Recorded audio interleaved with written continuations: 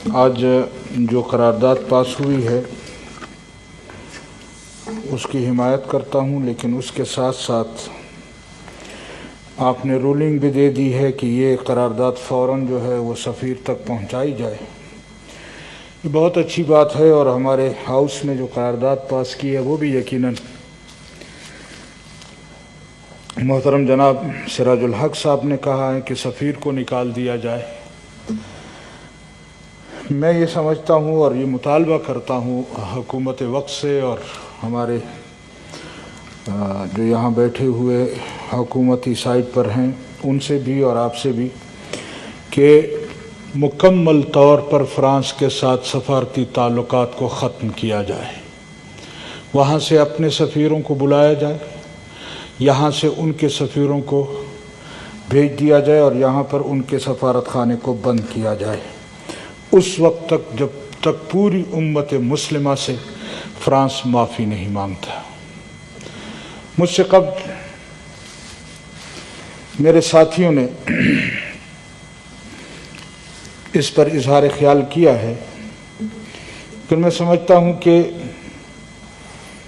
الزام تو مسلمانوں پر یہ لگتا رہا ہے اب تک کہ یہ لوگ دہشت گرد ہیں اور یہ لوگ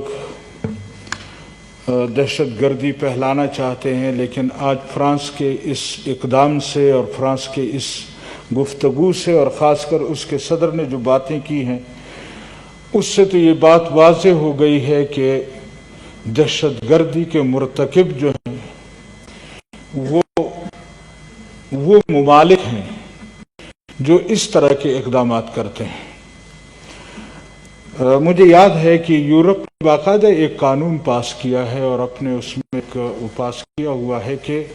کسی بھی پیغمبر کے خلاف کوئی بھی شخص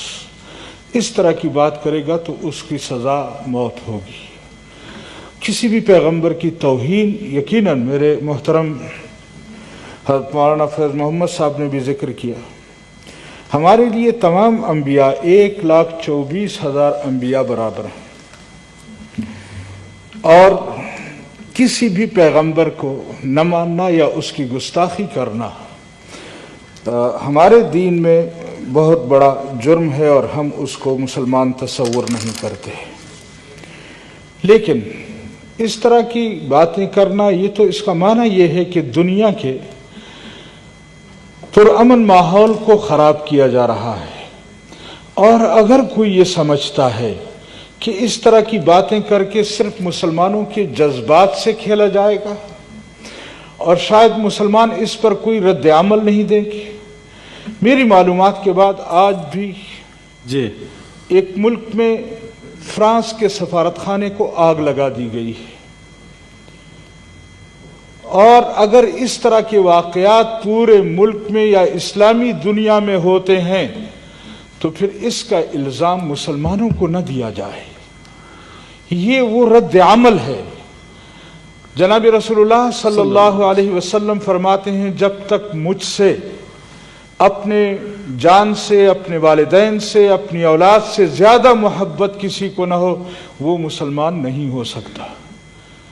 ہمیں اپنی جان سے بھی زیادہ، اپنی اولاد سے اور اپنے والدین سے بھی زیادہ محبت جناب محمد الرسول اللہ صلی اللہ علیہ وسلم سے ہے، اور اس کے لیے صرف ہمارے جذبات کا اظہار کافی نہیں ہے۔ میں سمجھتا ہوں کہ فرانس یا اس کے ساتھ وہاں رہنے والے دوسرے ممالک، ان کو اس پر فرانس کو وارننگ کرنی چاہیے، اور جس طرح اس کے صدر نے کہا ہے کہ ہم پھر کریں گے، اگر ایسی باتیں ہوئیں تو پھر بدامنی کا، بدماشی کا، دہشت گردی کا الزام مسلمانوں پر نہ لگایا جائے، پھر اس طرح کے ممالک میں بسنے والے ان کے صدر